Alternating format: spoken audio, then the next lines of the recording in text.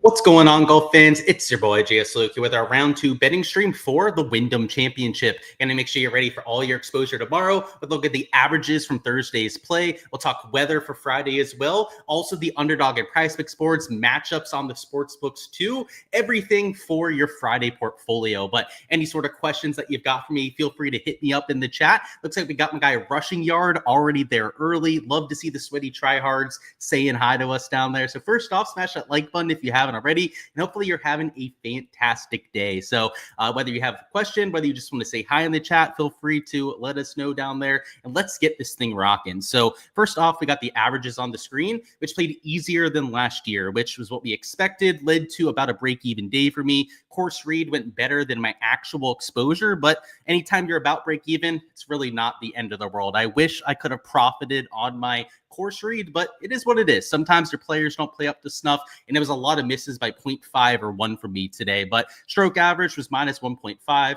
about a quarter to a half a stroke easier than most rounds last year. Birdie average last year was about 3.94 per round. It went up to 4.34 today. So you were seeing more birdies posted. The bogey average actually didn't move that much. It was a little bit higher in 2025 or 2024, I should say. But the bigger mover was that birdie average. It moved about 0.3 to 0.4 from last year's averages. Your worst average only moved about 0.1 to 0.2 to the rounds last year. Fairway average was the other category that really changed a lot. It was about 9.18 per round last year. It went down to only about 8.5, but the green average, so while the fairway average went down, the green average went up from about 3.1 to 3.2 per round to 3.6 per round in round number 1. So some weird stuff that happened. They weren't hitting as many fairways, which is because of how firm and fast they were. They were running out a lot more than they had been to start this week. And with some rain that they got tonight, they did get about 0.15 to 0.2 inches at the golf course. I think that they're going to soften up a bit. So while they were a little bit harder than last year to hit today, tomorrow probably closer to 8.75 per round, if not closer to 9 per round. And just like the fairway average, maybe getting a little bit higher, I would say with the softer conditions that maybe even the green average goes up a little bit as well. And we haven't gone through pin locations yet. We're actually going to do that here together on the live stream and get a sense for those. Assuming a similar setup from the pin perspective, I think the averages could be lower for tomorrow. And the reason for that is that the weather looks very similar outside of a very late storm that's coming through that probably won't impact too many players. Maybe the last few guys on the golf course start to get some of the winds kicking up on their last hole or two. But for the rest of the day, 90% of it, it looks like a carbon copy of round number 1. You were talking about sub 10 miles an hour of sustained winds, wind gusts that aren't getting above 10, 12, maybe 13, 14 miles an hour from times in the morning. Today, it was the exact same set of conditions. So those averages that we just went through should be relatively valuable. The only difference, though, is that you can't see it on the forecast here. They got some rain there very late into the afternoon today. So that should make the golf course a little bit more attackable early. It should dry up as the day goes on. That was something that you noticed today. If you take a look at the AM versus the PM wave scoring, it played minus 1.9 in the morning, is close and closer to minus 1.1 in the afternoon. So nearly a 0.8, 0.9 stroke difference between the two different sides. Tomorrow, it should be a lot of the same. With that rain that they got, players are going to be able to attack early. Wind gusts are also, I should say, sustained winds are maybe a little bit lower than what they are in the afternoon. So I'm expecting about a half a stroke, maybe a 0.75 stroke difference towards the morning guys, which means if you're going to take positive stance plays, whether that's an over on birdies or potentially an under on strokes, you want to do it with guys teeing off early if you can. Now, there could be some valuable guys, some guys with really good form in the PM wave that you still want to play for positive stance plays. That's okay if you're being selective about it. But if you have two players that are setting up the same sort of way for round 2, and one's an AM wave player and one's a PM wave player, and this is if you're looking at a positive stance play, of course, then take the AM wave guy. sky. And on the flip side, if you're looking at two players for a fade and one's AM and one's PM wave, if everything else is equal, or at least it's close enough to where it's a coin flip between the two players, then if you're fading somebody, then fade the guy going off in the harder conditions. So that's something that we typically take advantage of. And though there is some anti-correlation, if you're taking unders and overs in the same slip, when we have a weather difference that is 0.75 to a stroke like we had today, it does open up some interesting slip structures because, on a site like Underdog Prize Picks, which we're going to go through the boards here in just a few minutes, when you take overs and unders, you get better payouts than what you take if you had a slip of all overs or all unders together. So when you have that kind of weather situation, it makes our lives a little bit easier to get to some of those higher paying slips, because when we have very constant conditions, we have a board that is skewed in one direction or the other, or biased in one direction or the other, it makes our life a little bit harder to build slips. It's harder to, find those positive and negative stance plays to use together, and not so much when we have a situation like this. So my early exposure, the first slip that we're going to taking is not going to use that anti-correlation method, but that is something that you can use on a slate like this. Before we start talking about specific plays, I do want to go through these pin locations, which I have not had the chance to go through myself yet. So based on the averages, I have it close to round one. I don't think it's going to move that much with the scoring average. I think if anything, it might get a little bit easier because of that rain that they had coming through. But let's confirm that with some of these pin locations. So I see we got Antonio down there. He said Rico came through for us. Yeah, I noticed that. Felt like that was a good read that we got from the chat. So shout out to them. He said those greens are crazy on some holes. For sure, man. A lot of people that were missing short putts. Bud Colley, he did hit the over for 4 birdies for us today, but he missed like 3 or 4 from less than 5 feet. So tough greens. And you said, when you bet on Damon, he's a clown. When you fade him, he's good.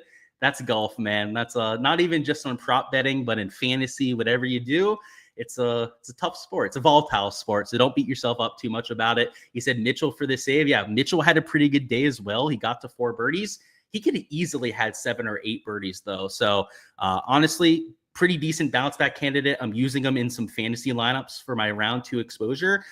He hit the ball better than what he scored. So I'm hoping that he can translate that into some Friday birdies. Let's go through these pins. So hole 1 is on the front left, which compared to today is a little bit of an easier pin location. It is a shorter shot in, and those front pins on short par 4s tend to be a little bit easier than the back ones, just because you have to force it to that back corner when it's back there. And with how soft the greens are, players have to really challenge the back edge to try and get it back there, because, if you're hitting something from less than 150 yards, it's going to back up when it hits the green, which makes it easier to access some of these front pin locations. Next up, we have 2. 2 is a middle left pin. This looks easier, and it might be, but I actually think it's sneakier, a little bit harder than maybe some people would think. And it's because of the slope that you have here. So it's like a front left pin. It's about where my cursor is now.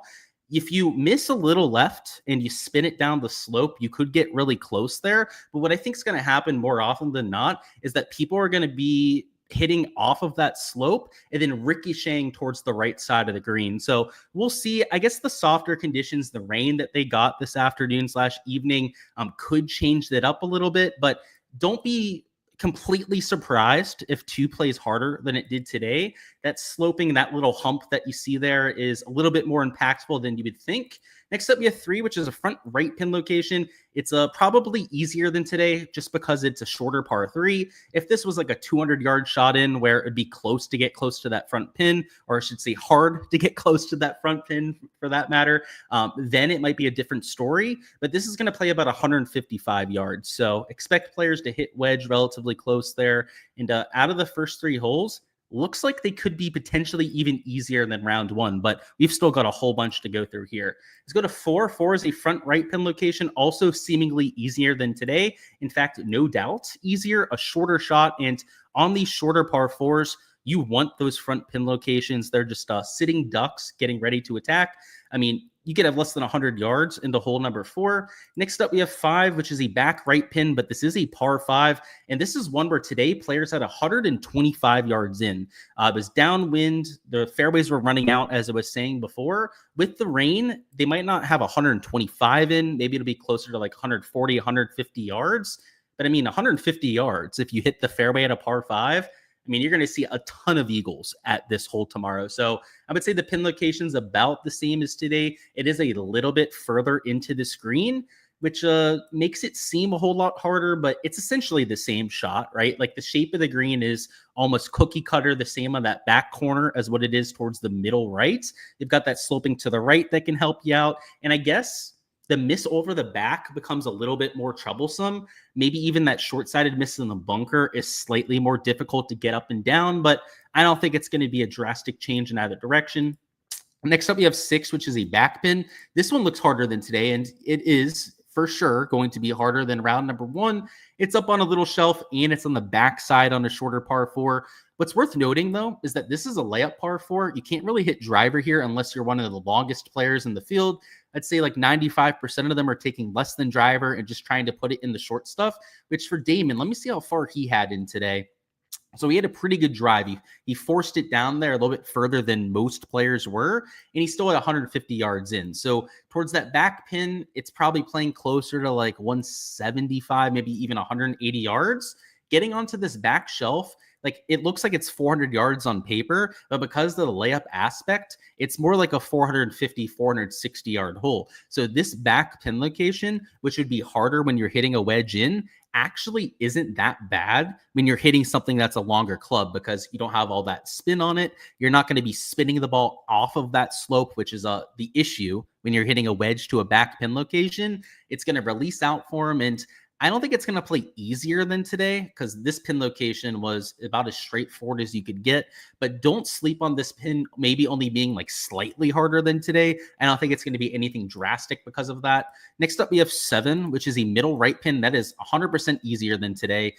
Today's pin location was diabolical, and I know it doesn't really look like that, but this slope, especially when you get off the green towards the left here, is a lot more severe than you can see. And you can't really get an appreciation for how much it falls off on the left, but balls that miss by a foot off the left side of the screen complex are running the whole way down near this penalty area. So it's about like a 7, maybe 8 yard elevation change as well, down from this bottom low area up to the green. And it was short-sided for round number 1. Now that it's the pin on the right side, you don't have that penalty area in play. And also it's not as tight of a shot to that right side of the green. In fact, you can see Joel Damon, he did make birdie from this front right corner, but that was his bailout, right? He hit it to like 45 feet, happened to get the long one to drop.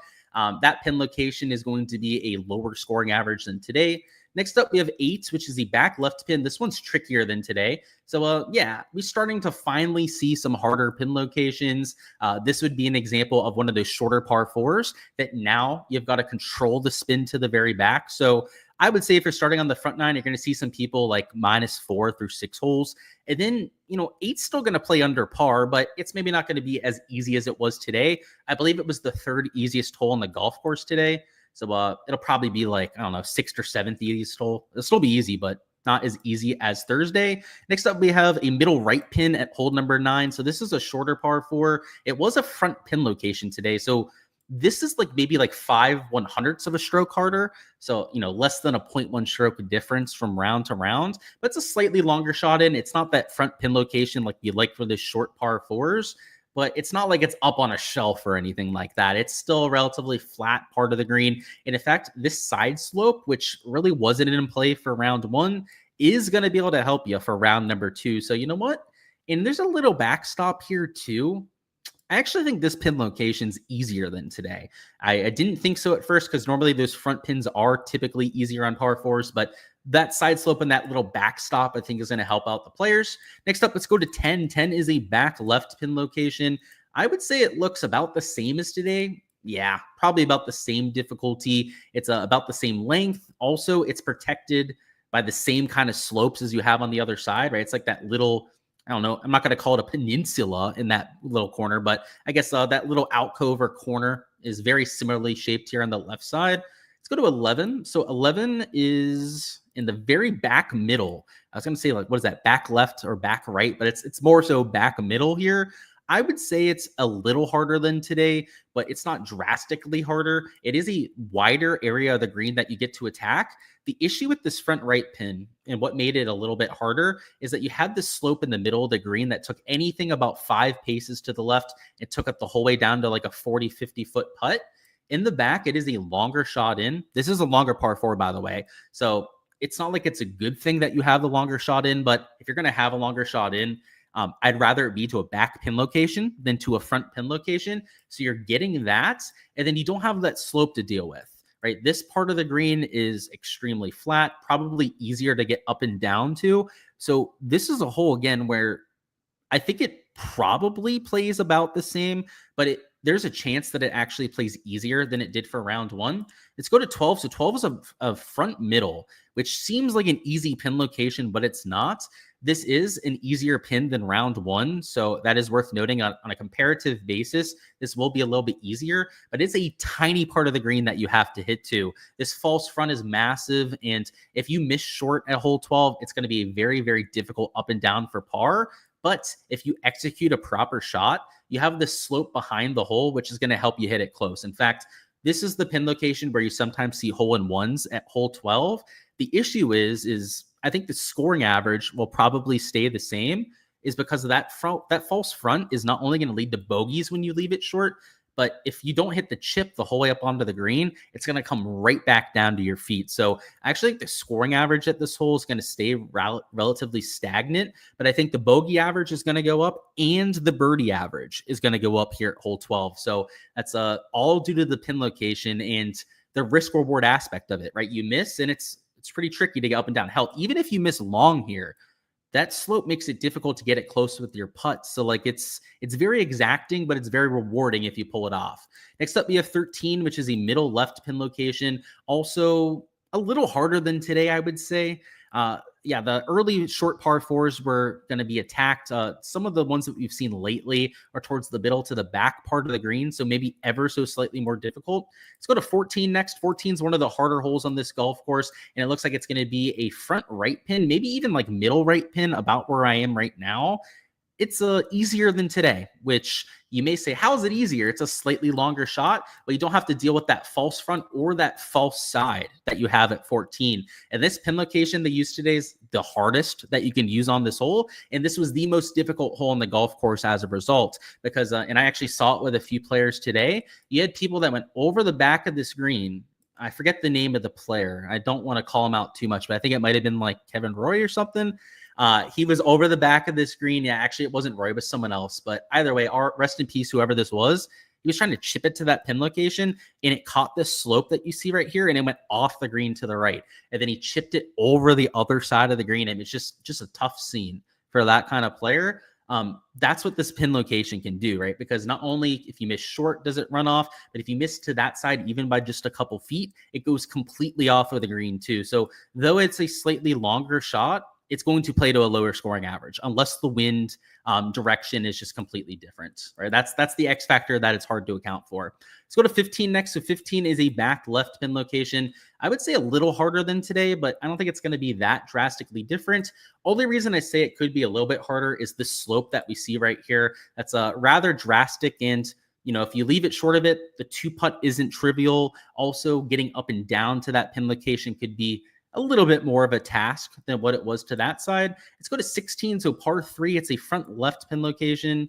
I would say about the same as today. I mean, today it was up on a little ledge on that front right. Now it's on a ledge to the front left. So I guess based on shot shape, it'd be better for a draw now. Today it was a little bit better for a fade. Next up, 17 is a front right pin location. This is a short front pin location on a very positional par 4. So just like the first few par 4s that we saw where they're giving players a bone, 17 should be an extremely easy hole. And then finally 18, one of the hardest holes on the golf course. You had a very straightforward pin location today. It was front left. I would say the easiest or maybe second easiest that we get at this hole. When they use the front right pin location, it might be a hair easier than round 1. But this back right pin, it's either the hardest or the second hardest pin that we have at this hole. So this is one of the few examples of them maybe tightening the screws on this golf course. But overall, after seeing all of those pins, there's your share of easy ones. There's your share of hard ones as well. I'm really not making that much of an adjustment. And overall, considering the little bit of rain they got this evening, maybe like a minus 1.6 to minus 1.65 scoring average. nothing drastically different than what we had for Thursday. So that birdie average, I'd expect it to stay in like the 4.2 to 4.4 range. Bogey average should stay in the 2.6 to 2.7 range. Nothing moving more than like 0.1 to 0.2 in either direction. So hopefully it gives you guys a little bit of a sense of what to expect condition wise. And now let's go through some props for the next day of exposure. So the first slip that I took was over here on the underdog side of things. It was first off an over on Ben Griffin fairways, which is still not bumped, which is kind of nice to see. And then on the other side of things, it's an over on Max Grazerman. Birdies are better. So get a sip of water, by the way, and then we'll talk through why I like these two. I was thinking they might bump because both of these are line value, and they haven't. So good stuff, Underdog, for sitting behind your props for once.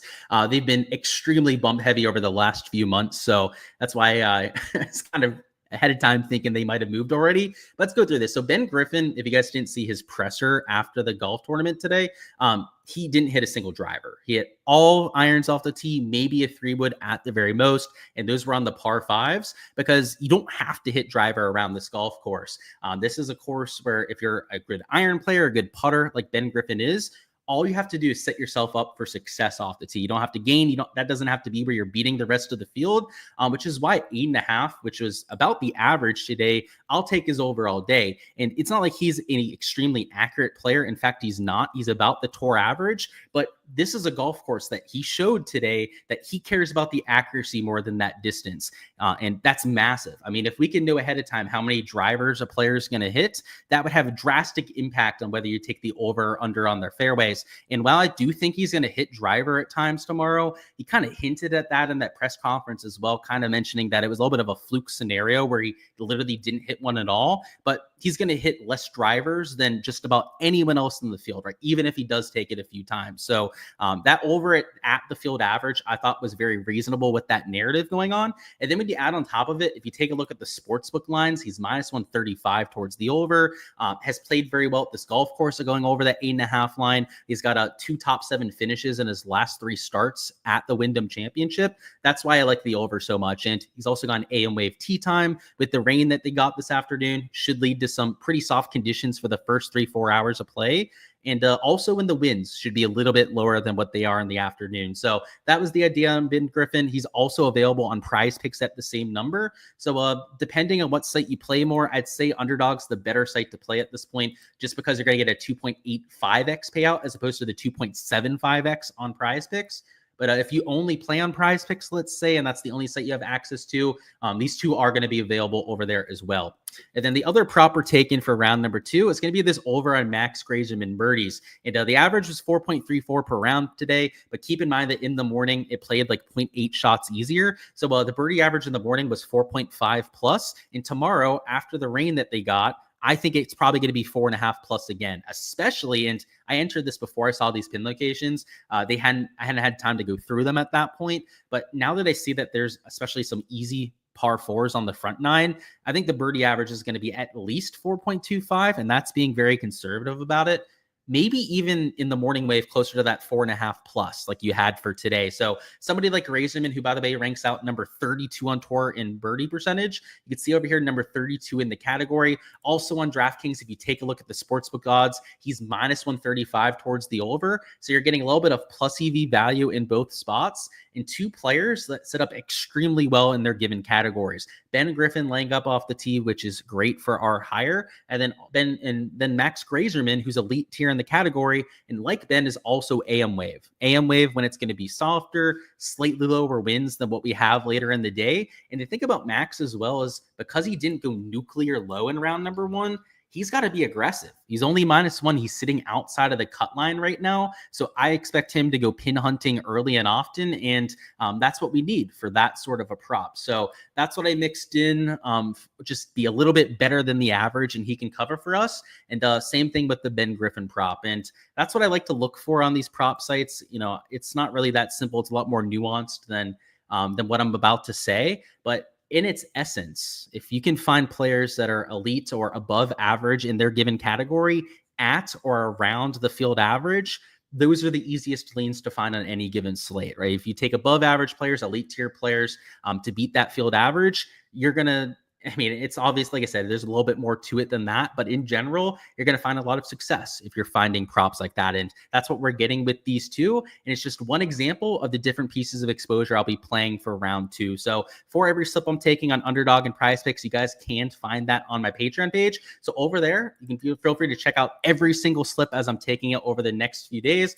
Worth noting with some of these other categories, I will give you guys my thoughts on them, even though that will be the one slip for this live stream. The stroke sport I thought was a little bit more fair. Like they have a lot of guys at 68 strokes.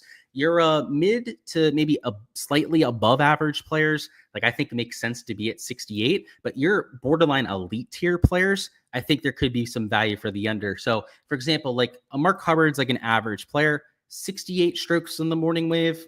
That sounds about right, because I think the scoring average in the morning is probably going to be about like minus 1.75 to minus 1.8. So that's about 68 strokes to begin with. But a Ricky Fowler, for example, and I'm not saying that he's like elite of the elite, but he's been playing some pretty solid golf. And in this kind of field, he's way better than average.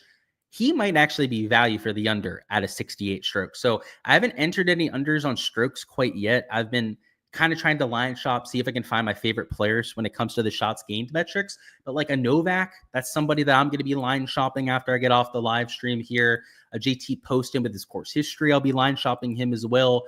Try and see how the ball striking stats looked for today. But there could be some value for unders, I would say, if you're very selective about it.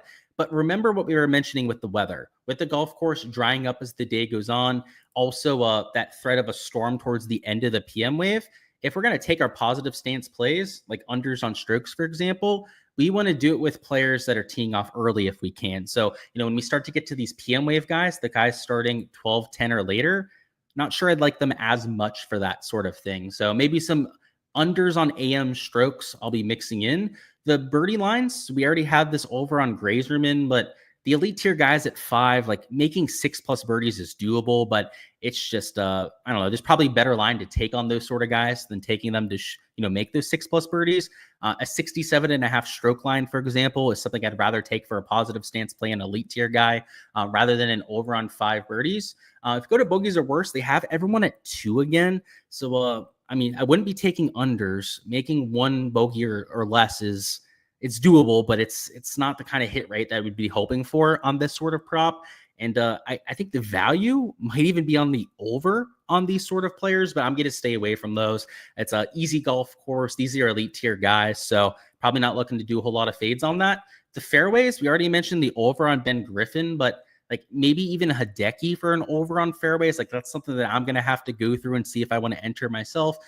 He's not an elite tier accuracy guy or anything. So that's kind of the hold up on that one. Just to show you the stats. If you go to the stats off the tee, driving accuracy, and then find Hideki Matsuyama, I think he's like number 100 something on tour, 132 in fact in the category. That probably keeps me off of it. Ben Griffin closer to 100 in the category. So not quite as shitty as Hideki. But I do think with the rain, it's going to be a little bit easier to hit the fairways. So in general, could be some overs that make sense there. And in greens regulation, they did bump up the board to adjust for the fact that the average went up to 13.6 per round. But getting to 15 greens, that means you can only miss 3 to go over. And of the props I took today that didn't hit, most of them were green regulation over. So maybe it's that little bit of angst against them, or I'm a little bit kind of PO'd that those props didn't hit for me today. That makes me not want to play a lot of these green regulation overs. But hitting 15 out of 18 greens just leaves you so little wiggle room. I mean, you could just spin a wedge just off the surface onto the fringe, and that's a miss. You could have a shot, I don't know, get a bad break and hit a sprinkler head, and that be one of your misses right there. You can only do that 3 times to hit the over before you're, pushing or going under. I don't know. It didn't work out for me today. It was, again, the one thing I really didn't get right on a lot of my exposure. So I'm probably just going to stick away from it. So those will be the 2 props that we take on the pick'em side of things. And let me catch up on any questions that you've got in chat now. After we do so, going to go through some matchups and 3 balls that I took on the sports book. So if you guys are here on that side of things, just stay tuned for that. So let's see.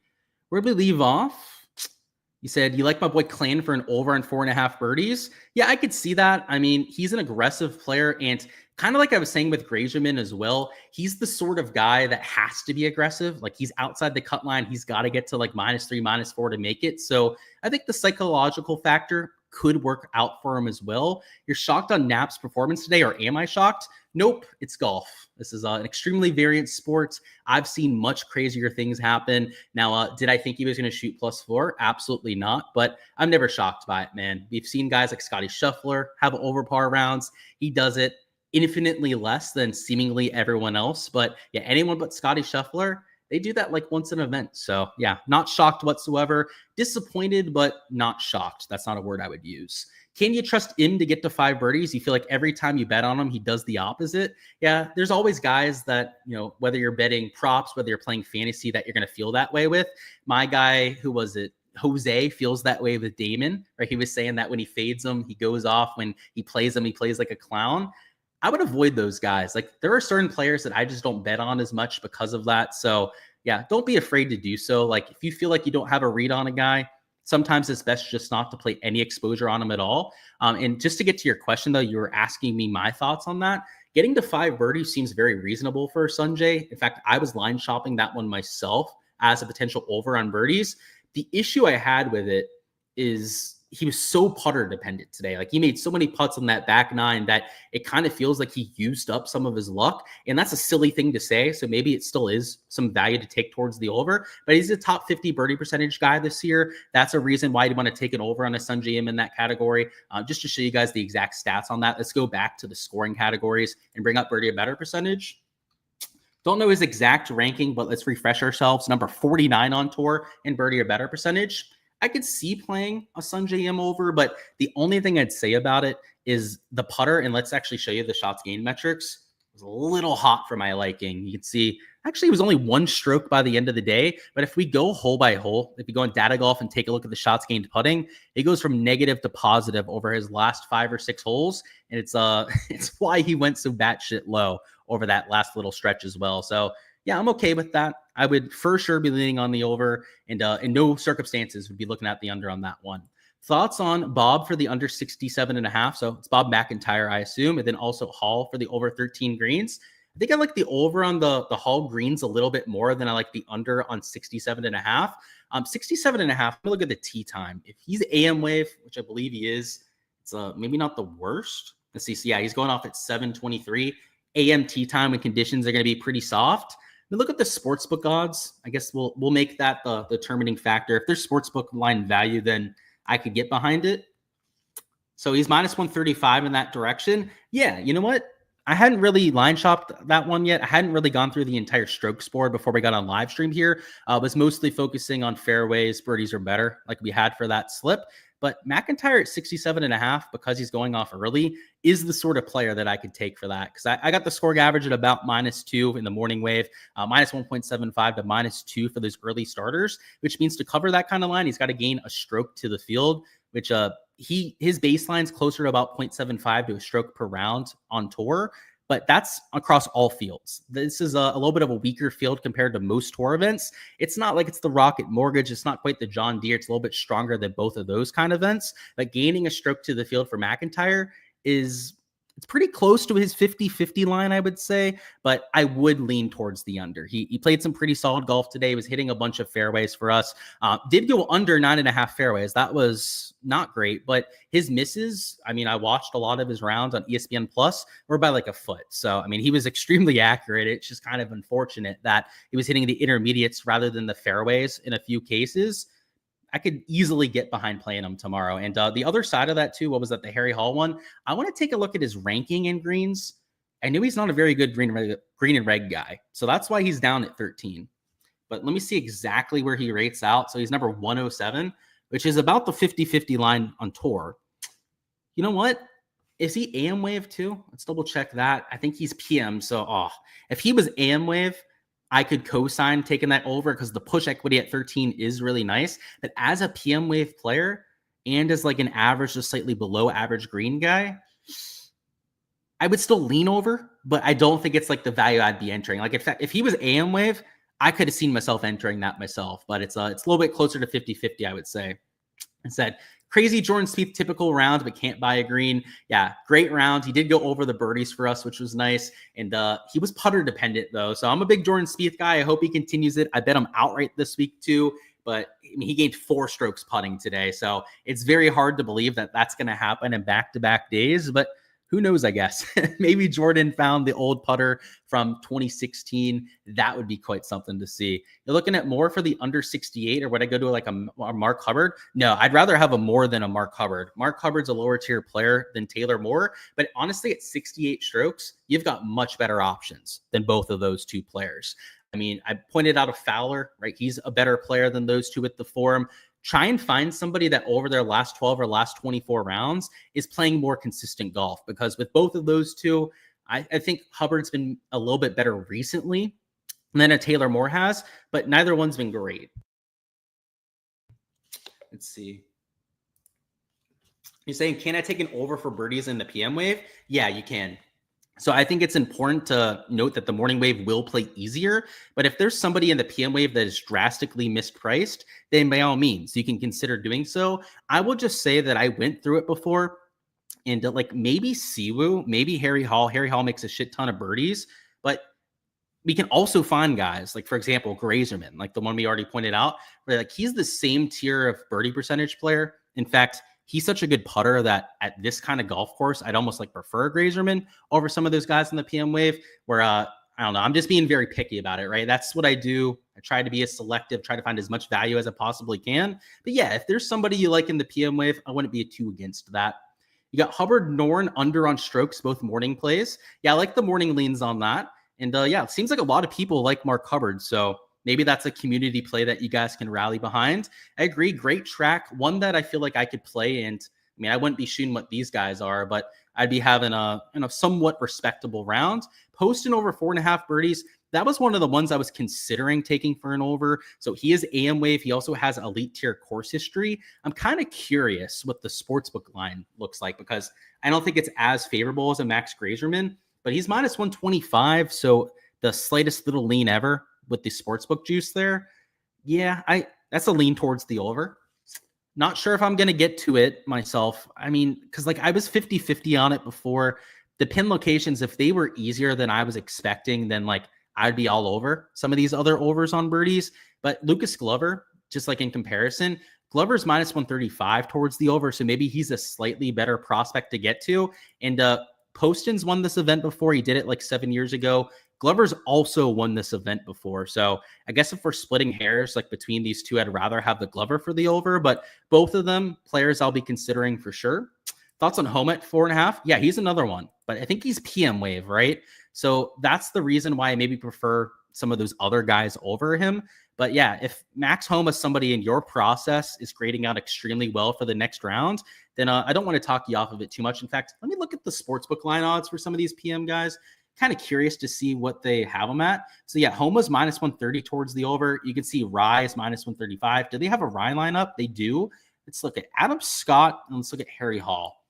I'm just curious on where they have these guys. So Harry Hall also minus 130. Let's see if they have an Adam Scott one up. I'm sure they do. Also the same exact odds. So the sports books haven't accounted for that potential change in conditions, which I don't agree with. Like the morning guys are going to play probably a half a stroke easier at the very least, if not closer to 0.75 to 1 stroke like it was for today. And that matters. So, you know, if they're all minus 130 and then some of these guys in the morning are at that same number, if I was setting up the sports book, the guys in the morning would be 20 to 30 points higher for their overs, at least if I was controlling the pricing. Do you like Cam Young for the over on greens plus 100 on DraftKings? Yeah, so I actually like that a lot, Lenny. And let me check. I think he's morning wave. 99% sure, but I just want to make sure before I say this. I guess they don't have a green line up for him, so let's just look up his regular line. So yeah, well, actually he's 1221, so he is in the PM wave, so I was wrong about that. That's the 1%. Added at 99% on the other side of that. Plus 100, getting exactly even money. You know what? I would lean over Lenny. If he was AM wave, that would have been value for sure, because the average could sway about 0.5 from wave to wave. But with that plus 100, if you were giving me plus 110 on that, like slightly, less than 50% implied win equity, then I could be about that. But at plus 100 in the harder side, coin flip odds on what I think is probably pretty close to a coin flip. So the tee time's kind of the X factor there that swung it in that direction. But yeah, not the worst bet. I mean, if it's a coin flip at coin flip odds, I've seen people bet a whole lot worse. That's for sure. You said, or perhaps Glover at 4.5. So yeah, you were looking at posting Glover. I think I like Glover a little bit more, but both of those are sharp plays in my opinion. I haven't entered them yet myself, but they're highly in consideration. Thoughts on Fox at 4.5? So yeah, Foxy's an AM wave guy. So we don't have the concerns like we do with guys like a Homa on the PM side of it. Let me look at his birdie percentage. I believe he's like 40 something on tour. Let's see what he's moved to over the last couple weeks. Good old Ryan Fox. So number 40 on tour exactly. Look at that. Recall memory on point right now. I would say lean towards the over. Let me actually look at the sportsbook odds. I'm assuming he's at least minus 125, if not minus 130. Let's see. He's minus 125, just like Poston. Yeah, I would lean towards the over. I'm okay with that. I have to figure out exactly who I'm going to take, like between that Poston, between Glover, between Fox. I'm sure I'm going to enter some of those guys for overs. We'll just have to see which ones I settle on. Of course, Joseph, glad to have you in the live stream. He said it's Smalley's home course. Hopefully he can pull off the top 70. Yeah, didn't know it was his home course, but now that you mention it, I've heard that in the past. I know he went to school at, I think, Wake Forest, so relatively close to the area. That's pretty cool. I hope he has himself a week too. You like Spieth for the under on fairways and the over on Hall greens. So yeah, he's at 13 greens on Prize Picks, Jonathan. So if you have access to both sites, I think the place to take that over on him would be on the site where you can get him at 13 flat. Then he said under on Spieth fairways. I'll give you a little pushback on that one. And I like to play devil's advocate where I can, and I'll do it on Jordan Spieth because I'm somebody that follows him more than just about anyone on tour. As you guys know, I'm a pretty big super fan of my guy, Jordan Spieth. Let me show you his accuracy this year because it's been surprisingly good.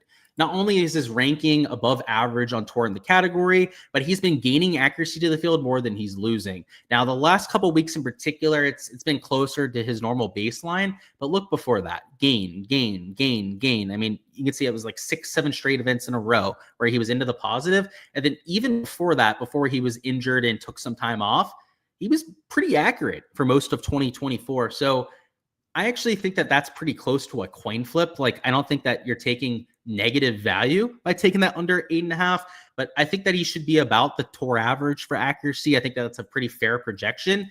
And it was about 8.5 today. And I do think there's a chance it goes up ever so slightly. So that's why I give you that slight pushback, because let's say the average goes up to 8.7, 8.8 per round with that little bit of rain they got this afternoon. If he's a tour average player, then that puts him at about the 8.75 projection. That would actually be a lean in the opposite direction. So I don't think it's a terrible bet, but I did want to give you that information on that one. What's going on, Antonio? Welcome on in. What is the cut line in my opinion? If I had to take a guess, probably -3, maybe -4. It's going to be something between those two. I think it depends on just how low the scoring gets. If it improves compared to round one, then book it. It'll get to -4. Thoughts on Kirk plus 165 on his 3-ball? So yeah, we're going to point out a few 3-balls I like here in a second, but let's go through that one with you. He's versus Benny Ann and Griot. He's the best tee to green out of the three. He just couldn't putt.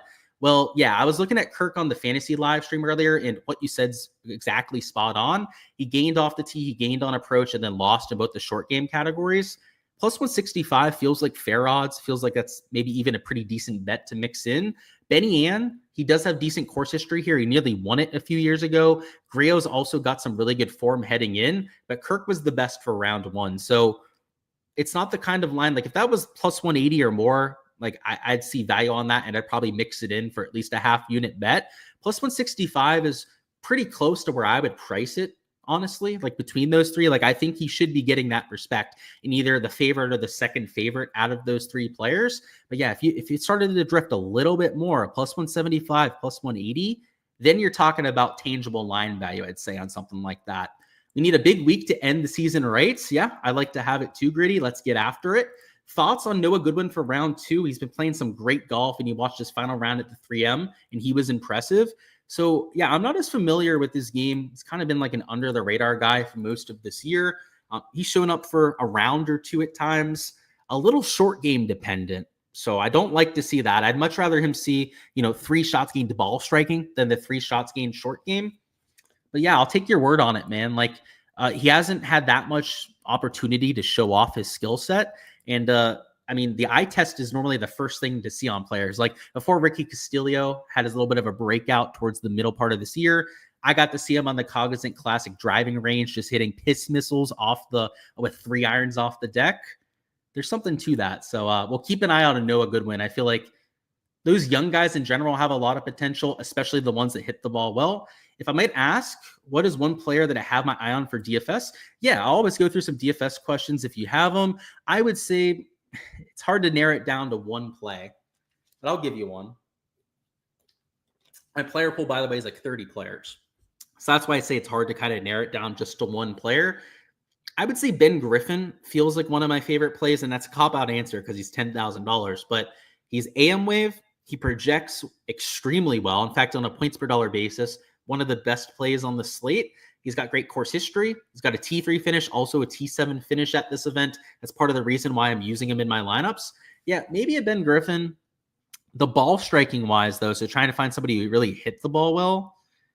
Maybe Sunjay M. I mean, Sunjay M, just consistent across the board. One of those two, probably my favorite plays. Do I like Fowler to make the cut? He was a bit up and down, so maybe he cleans it up. Let me see where he's starting. I think he's like -1, right? Something like that. Yeah, -1, so one shot out of the cut line. Yeah, I mean, his projection's at 68 strokes on books, so they're expecting him to get to -3, which is going to be right on that cut line. And I actually thought that he might be a value towards the under at that 68 strokes. I think he's got a good shot to make it. And I don't have Data Golf up in front of me to take a look at exactly where they have his made cut percentage at, but I'm assuming it's at least 50%, probably even a little bit over that 50%. Let's see. Thoughts on Hideki versus Scott for the rivals? Yeah, let's look at those rivals, Jack. Good call. I didn't see those ones earlier. You said Hideki's got the early tee time versus Scott PM. Ooh, AM versus PM is juicy. I didn't realize they were even doing those. A lot of times they try to make it guys that are teeing off at a similar time. And yeah, Hideki versus Scott in the PM. Hideki might even be the better player. I think we struck gold on that one, man. I don't think they normally do those kind of matchups on purpose. So yeah, I think that's a really sharp take. And in fact, this is the kind of matchup I could see myself playing. And what we're going to do to vet this one is I want to look at the last 24 rounds because I would figure that Adam Scott would be the favorite here. The reason why I say that is Adam Scott got into contention that one time at the US Open. I got to see that live, turned back the clock. It was kind of cool. But let's see if that's actually true over the last 24 rounds. Let's see if Adam Scott is actually that much better than Hideki, because there's a chance that I'm just wrong about that. And I am wrong. I mean, look at this. Every category but off the tee favors Hideki Matsuyama. So Hideki's been the better player anyways. And that's actually counterintuitive to what my intuition told me ahead of time. And he's got the better side of the tee times. Let's look at round one just for shits and gigs. So if we compare them today, Hideki kind of sucked off the tee. That wasn't great, but he was the much, much better player on approach.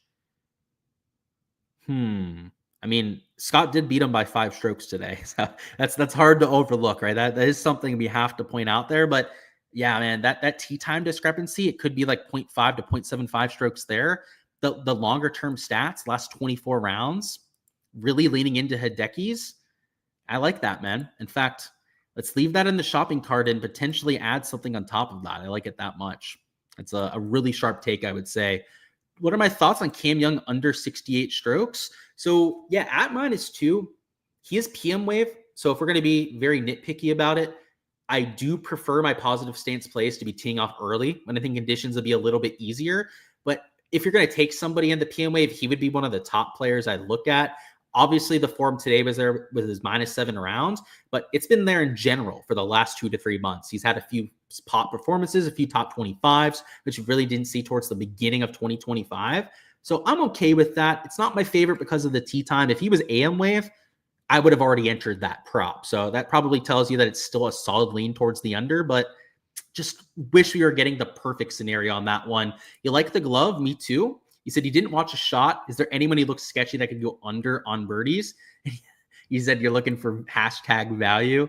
I'm not sure if an under on birdies would be my favorite, just because most of the guys that you have on these sites are above average players. Like it'd be something if we had some slapdicks that they had at like 4.5 birdies. Immediately, none of them really come to mind, but let me see if any kind of stand out. At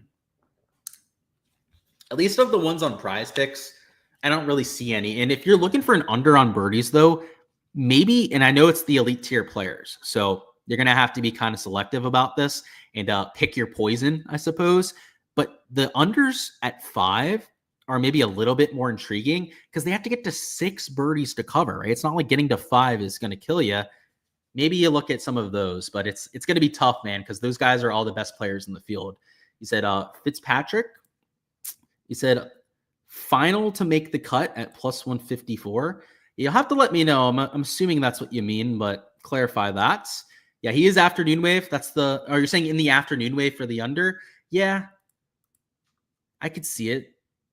It's the same thing. I'd rather have the guys at 5, though, right? If you're going to take an under on these PM guys, I'd rather be taking those guys who are getting that push equity. Do I ever live bet finishing positions during play? You said Griffin's plus 140 to finish top 20. I don't, Antonio. I just don't have the time for it. I do all this pick'em stuff. I do, obviously, all my DFS stuff from round to round. If I had a little bit more time and that was a market that I was playing more heavily, I probably would, but I'm not against it. Just because I don't necessarily have the time to take out into my process to do that sort of thing doesn't mean that there's not value to be had. And yeah, plus 140 to finish top 120. So a little bit worse than even odds. I mean, what's he starting at? Or isn't he starting at like T34 or something? Let's get his exact starting position because that's important for contextualizing this. He's at T38, so just a hair worse than that T34. I don't know. I mean, he's outside the top 120. I do think he's going to be an above average player for the next 3 rounds, though. I could see that at plus 140. I kind of wish you were getting better odds. That's the hesitation. That's why I was maybe hesitating a little bit before giving it an answer there, is because if it was plus 200, then for sure I'd be all over that because he's got better than a 33% chance to hit that. It starts to get a little sketchier when your implied hit rate's getting closer to that 40 to 45% mark like we have with that plus 140, but I still think it could be a decent value bet. I like my outright exposure a bit more, but yeah, plus 140 is never a terrible thing. You went with the max over 4.5 with the Hideki play. Thanks for the insight, of course, Jack. And you said you're looking at Finau in the morning. Hey, is he morning wave? Let me double check on that. I'm assuming he is, right? If you're saying that. But for some reason, I thought he was on the other side of things. Yes, he's AM wave. You were 100% correct about that. My intuition was wrong on that. Yeah, I like him in DFS. I'm playing him in some DFS lineups as a high upside play. I do have to say, though, that his shots gains profile for somebody that shot even par as expected for a worse than average round, not the best kind of stat profile that you've ever seen. But I think that he's got to bounce back in him. He's one of the best players in the field, and I'll bet on long-term talent all day. And he said Tom Kim plus 135 versus Scott. Let's actually go through some matchups, and then we'll get back to that one. Here's a few that I've already entered. So over here on the right, you've got these 3 matchups. I took Tom Kim at plus 275 versus Rye and Max Homa. I also took Tony Finau versus Jake Knapp and Matt Fitzpatrick. That one was plus 275. And then I took Sahith versus Dietrich and McCarty at plus 225. On other books, they're not at the same odds. So these odds are, I believe, the best out of any sports book that you can play right now. If they're not the best, they're close to it. I know they're better than the DraftKings and FanDuel odds that are available. But Tom Kim at nearly plus 300 odds is disrespectful at a golf course that he's won at before. And Aaron Rye's won here before too, but Aaron Rye's like plus 100. Get the fuck out of here with that. That's the most donkey dick thing I've ever seen in my entire life.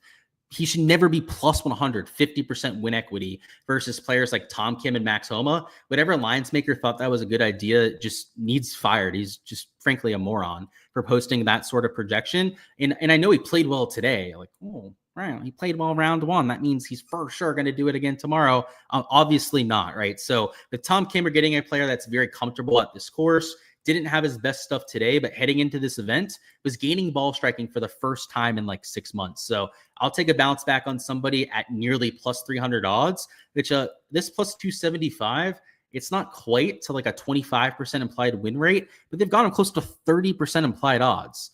In my opinion, he should be close to 33%, like pretty close to a flat odds across the board, which is why I thought that was such good value. Tony Finau, the same sort of thing, plus 275.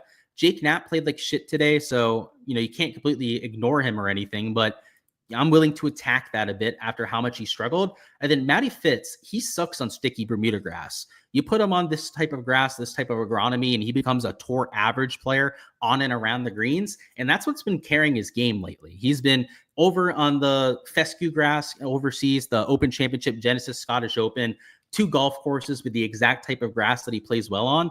This is the opposite. This is the type of grass that gives Matt Fitzpatrick nightmares. So with that in mind, you've got him and out of form Jake Knapp, and then Tony Finau at almost plus 300.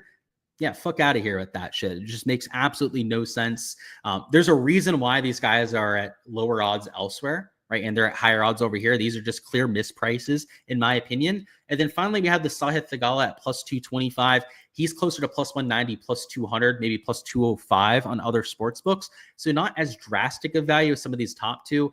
Some of these top two are like plus 220 in other books. So they're off by like 50 to 55 points in some cases. But Sahith, it's a very similar type of argument. Sahith shouldn't be lower than that 33% implied odds that you're getting at plus 200. And I know that he's dealing with coming back from an injury. He hasn't played his best golf, but last time out, he struggled round 1 and then he killed it round 2. He went out there and nearly made the cut. That's how well he played on Friday. He has that ability. He still has that talent and potential within him. It's just a little bit inconsistent because of the fact that he's coming back from injury. So, I mean, we're getting that at plus 225. I mean, we're not expecting these to hit 50% of the time, right? It's not why you take a plus 225 bet.